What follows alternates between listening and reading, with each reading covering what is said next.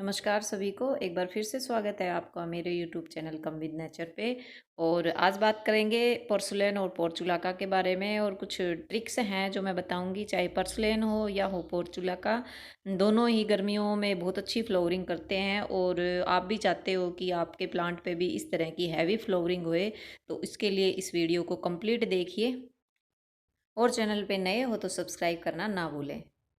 तो देखिए ये अभी मेरे पास ये एक मैंने बिना उगाए हुए अपने आप उग जाते हैं ना, जैसे लास्ट ईयर के कोई प्लांट होते हैं, फिर उसके सीड पोड बिखर जाते हैं, और जब इनका सीज़न आता है तो अपने आप उग जाता है। तो एक पोट में मैंने अडेनियम की कटिंग लगाई थी, वो कटिंग तो सक्सेस हो गई। साथ साथ ही एक प्लांट अपने आप ही उगाया है पोर्चुलाका का, और इस पर अभी फ्लावरिंग हो रही है, काफ़ी अच्छी फ्लावरिंग है। स्टार्टिंग में फ्लावरिंग अच्छी इसलिए है क्योंकि अभी बिल्कुल जैसे एक या दो फ्लावरिंग हुई है, और उसके बाद आज ये इसमें 5 फ्लावर हुए आए हैं। तो चाहे पोर्चुलाका हो या पोर्सलेन हो, दोनों पे ये चीज़ होती है कि स्टार्टिंग में जब फूल आने शुरू होते हैं ना तो बच्चे आते हैं, बाद में फिर उस पर फ्लावरिंग कम होने शुरू हो जाती है। उसका क्या रीज़न है वो मैं बताऊंगी आपको। 10 से 15 दिन बाद इसमें एक एक दो दो फ्लावरिंग हो रही है। अभी मैं ये एक प्लांट पे बता रही हूँ, आप बाकी ये मतलब पूरे ही पोर्सलेन और पोर्चुलाका के सब पे दोनों ही प्लांट पे अप्लाई होती है।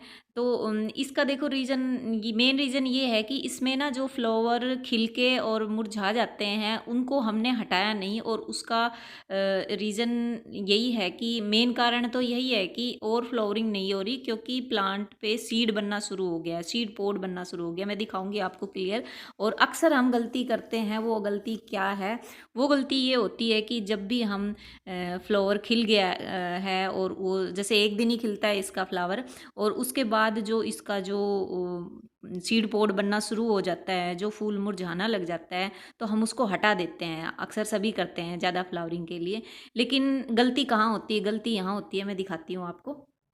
अभी ये देखो, ये एक 4 इसमें बड हैं, मतलब इसका 3 फ्लावर हैं वो खिल चुके हैं, और एक इसमें अभी बाकी है। तो इसमें मैं आपको खोल के दिखाती हूँ। इसका देखो, ये जैसे ही मैंने हटाया ना, और इसको बिल्कुल ब्लैक कलर के बिल्कुल छोटे छोटे से, देखो ये इसका सीड पोड है, यानी इसमें इसके बीज बन भी चुके हैं। अब देखो प्लांट की जो एनर्जी है वो सारी तो बीज बनाने में लग गई, उसकी और नई नई ब्रांचें कैसे निकलेंगी, और नई नई सी जो फ्लावरिंग बड है वो कैसे बनेंगी।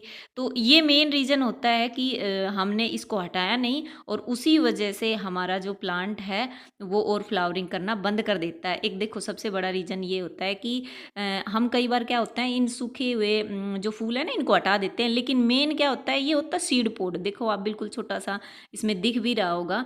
मैं इस सूखे हुए फूल को हटा के, और फिर ये नीचे की तरफ बच जाता है ना सीड पोड, ये अगर नहीं हटाया तो फिर कोई फ़ायदा नहीं है। अब जैसे ही मैंने हटाया तो ये देखो सूखा हुआ फूल जो है वो तो बिल्कुल हट के आ गया, लेकिन जो सीड पोड है वो तो प्लांट पे ही रह गया, वो तो पूरे प्रोसेस में रहेगा, इसका जो काम था वो हो चुका है। अब प्लांट की एनर्जी तो इसमें लगी रहेगी ना। लास्ट ईयर मैंने ऐसे बहुत देखे थे इस तरह के, और अब भी मैंने ये सारा प्लांट है वो इसी वजह से इसके जो पुराने बर्ड्स जो इसकी मतलब ये जो सूख चुके हैं ना, ये फ्लावर इसलिए नहीं हटाए ताकि मैं आपको अच्छे से समझा पाऊँ।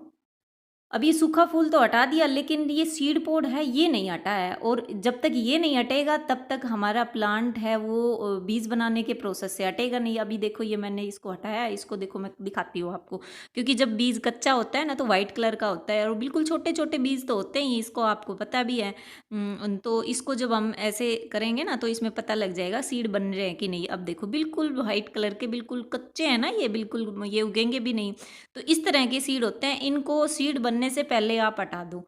अभी मैं आपको इसको अच्छे से क्लियर करके दिखाती हूँ कि आप जब भी पोर्सलेन या पोर्चुलाका लगाओ तो विशेष ध्यान देने वाली बात यही है कि आपने सीड पोड समेत आपने ये जो खिला हुआ फूल है ना ये हटाना है। अब हमने देखो ऐसे कर दिया पिंच, तो इसका कोई फ़ायदा नहीं है क्योंकि सीड पोड इस पे ऑलरेडी है। तो हमें अब ये ऐसी ब्रांचें हैं ना जिस पे किसी भी तरह का और जो फ्लावरिंग बड है वो नहीं है, उनको हम इस तरह से पिंच कर देंगे, और सीड पोड हटा के इस कटिंग को हम दोबारा भी लगा सकते हैं। तो हो गया ना हमारा डबल फ़ायदा। दोहरा फ़ायदा हमारा इसलिए हो गया क्योंकि एक तो हमारा जो प्लांट है पहले वाला वो उससे और ब्रांचें निकलेंगी जहाँ से हमने इसको हटा दिया वो, और दूसरा इस कटिंग को हम अपने और भी प्लांट तैयार कर सकते हैं क्योंकि ये बहुत ही इजी टू ग्रो प्लांट है।